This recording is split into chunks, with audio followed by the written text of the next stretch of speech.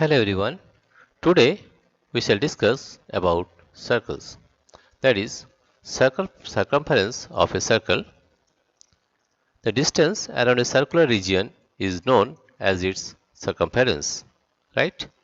Here if we draw 6 circles of different radii and find their circumference by using a string, also find the ratio of the circumference to the diameter. That is, suppose this is the radius, this is the diameter, this is a circumference. Ratio of circumference to diameter is 22 by 7, that is 3.14. Also here you see, if the circular radius of 7 cm, diameter is 14 cm and circumference is 44, then 44 by 14 is also 3.14. Here also 3 in this case also it is 3.14 and 4 3.14, 5 3.2 and 6 3.13. Right? Now what can you infer from the above table? Is this ratio approximately the same? Yes. Can you say that the circumference of a circle is always more than 3 times its diameter? 3 times its diameter? Yes. The ratio is a constant and is denoted by pi. This symbol is pi. Its approximate value is 22 by 7, or you can take it as 3.14. If we divide 22 by 7, you will get 3.14. So we can say that circumference by diameter is equal to pi, where c represents circumference of the circle and d its diameter. Or you can say that c is equal to pi into d. We know that the diameter of a circle is twice the radius. D is equal to 2r. Or you can say the circumference is equal to 2 into pi into r. That is, circumference c is equal to 2 pi r. Right? You have to remember this one, that circumference is equal to circumference of a circle is equal to 2 pi r. Right? Now suppose example, if we take, what is the circumference of a circle of diameter 10 cm? Right? The diameter of the circle is 10 cm and we know that circumference of circle is pi into d, therefore pi is 3.14 into 10, that is 31.4 cm. Right? The next question, what is the circumference of a circular disc of radius 14 cm? Right? Now you see, the radius of the circular disc is 14 cm, therefore circumference of the disc is 2 pi r, that is 2 into 22 by 7 into 14, that comes to 88 cm. So the circumference of the circular disc is 88 cm.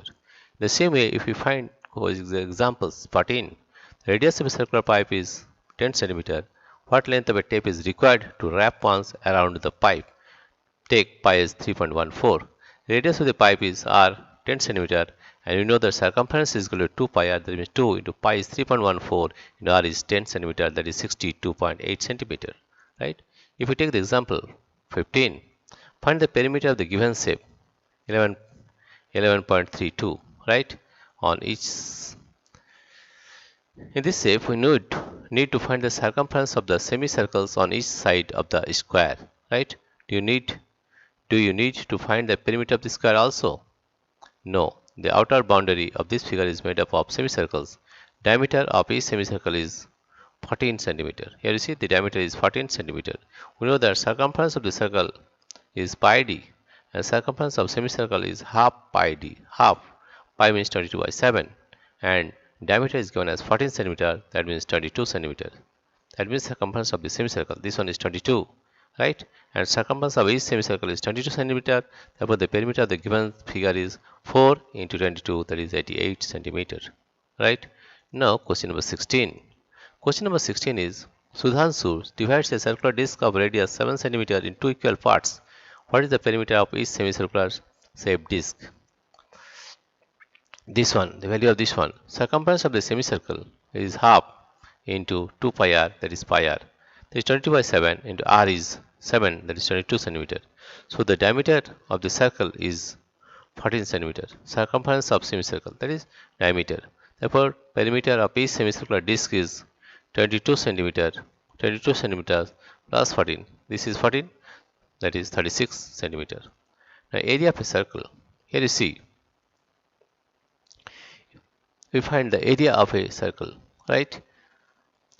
Suppose draw a circle of radius 4 cm on a graph paper. Find the area by counting the number of squares enclosed. We can find the number of squares and add it and we will get the area of these circles. As the edges are not straight, we get a rough estimate of the area of circle by this method. There is another way of finding area of a circle. Draw a circle and set one half of the circle. Now fold the circle into eighths and cut along the folds.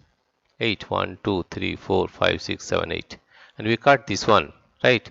And arrange the separate pieces as shown.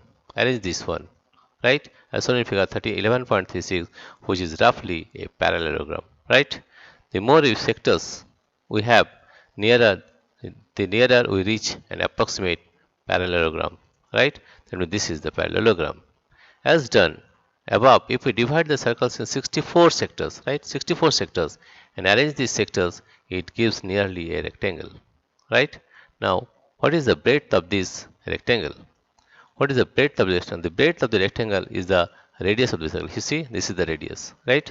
Radius. And as the whole circle is divided into 64 sectors and each side we have 32 sectors, the length of the rectangle is the length of the 32 sectors. Length of the 32 sectors, right? Which is half of the circumference. Which is half of the circumference. Therefore, area of the circle is equal to length into breadth, right? That means area of the rectangle is thus formed is length into breadth, and length is, what is the length? Length is half of circumference. This is the half of circumference, right? Because this side and this side becomes the circumference. Therefore, half of circumference, that is equal to half of circumference into radius.